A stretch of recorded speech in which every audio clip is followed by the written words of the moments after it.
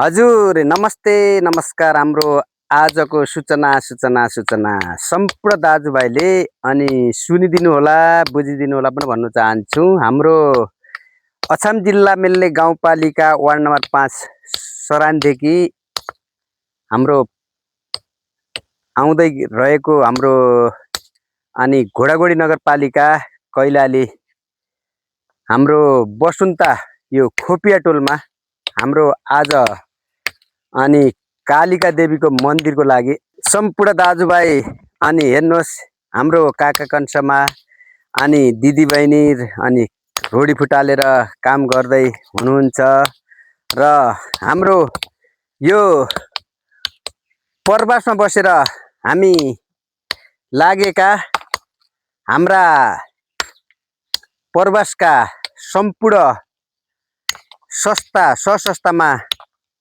अनि काम गर्दै आएका हाम्रा अनि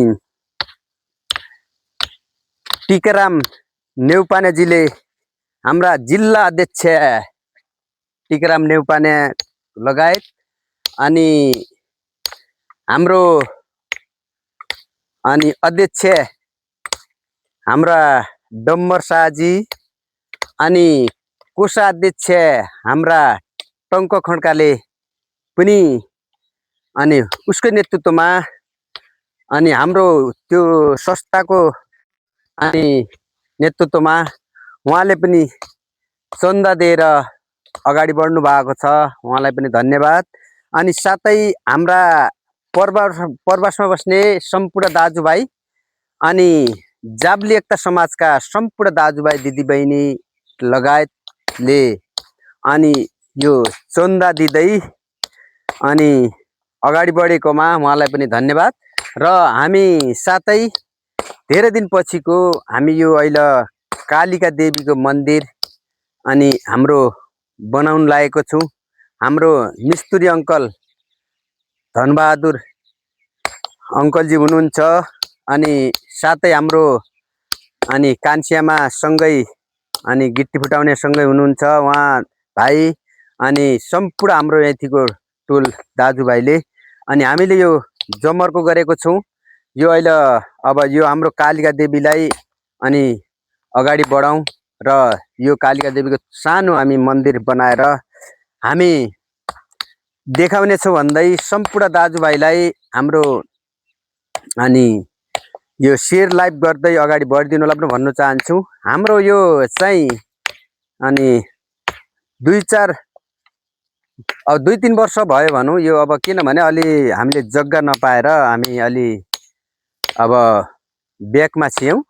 फेरि हामीले हाम्रो बाजे अनि कुलले अनि जग्गा सानो जग्गा दिएको छ, त्यो जग्गामा हामीले यो मन्दिर लाएको छौँ। त्यसको लागि पनि हामीले उहाँ बाजे कुललाई पनि धेरै धेरै धन्यवाद दिँदै अनि साथै हाम्रो सम्पूर्ण यो अनि मन्दिर लाउने साथीभाइहरूलाई र हाम्रो काका कन्सेमा दिदी बहिनी हाम्रा सम्पूर्ण लगायतलाई यो मन्दिरको चन्दा दिने हाम्रो जाबली एकता समाजका सम्पूर्ण भाइलाई धेरै धेरै धन्यवाद दिँदै साथै मेरो फेसबुक लाइभमा जोडिनु भएको साथीभाइहरूले अनि शेयर लाइभ गर्दै अगाडि बढिदिनु होला पनि भन्न चाहन्छु। हाम्रो रकम चाहिँ धेरै होइन अनि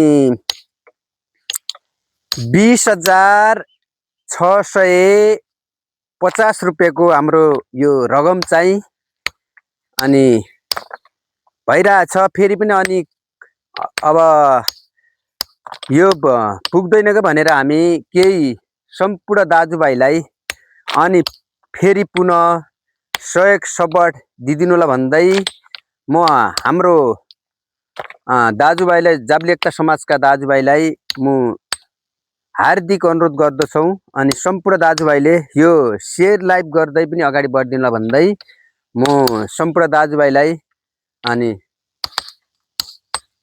शेयर लाइभ गर्दै अगाडि बढिदिनु होला भन्दै म अनुरोध गर्दैछु भन्दै धन्यवाद दिँदै हस् धन्यवाद। ल भने